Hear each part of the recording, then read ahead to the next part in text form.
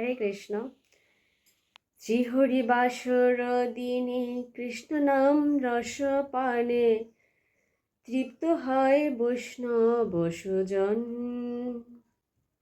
অন্য রস নাহি লও, অন্য কথা নাহি কও, সর্বভোগ করহ বর্জন। হরে কৃষ্ণ। তো শ্রীমান চৈতন্য মহাপ্রভু আমাদের এই হরিবাসর দিনে বা একাদশী তিথিতে সর্বভোগ ত্যাগ করার কথা বলেছেন।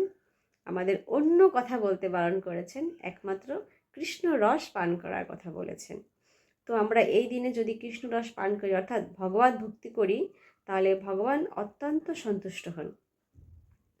তো যার যেরকম সুযোগ আছে আমরা সেভাবে ভগবত ভক্তি করতে পারি।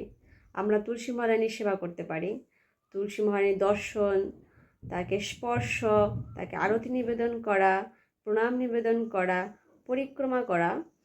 আমরা ভগবানের বিগ্রহের অর্চন করতে পারি, বিগ্রহের ভোগ নিবেদন করতে পারি, তাকে আরতি নিবেদন করতে পারি, ভগবানের জন্য রান্না সেবা করতে পারি, ভগবানের চরণে তুলসীপত্র নিবেদন করতে পারি, পুষ্প নিবেদন করতে পারি, ভগবানকে প্রণাম নিবেদন করতে পারি এবং সম্ভব হলে ভগবানের পরিক্রমা করতে পারি।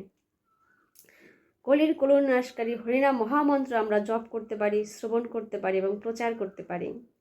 আমরা গীতা, ভাগবতম, চৈতন্য চরিতামৃত আমরা অধ্যয়ন করতে পারি, শ্রবণ করতে পারি এবং এই বিশেষ দিনে আমরা এই একাদশীর মাহাত্ম্য শ্রবণ করতে পারি বা পাঠ করতে পারি। হরে কৃষ্ণ, হরি বল।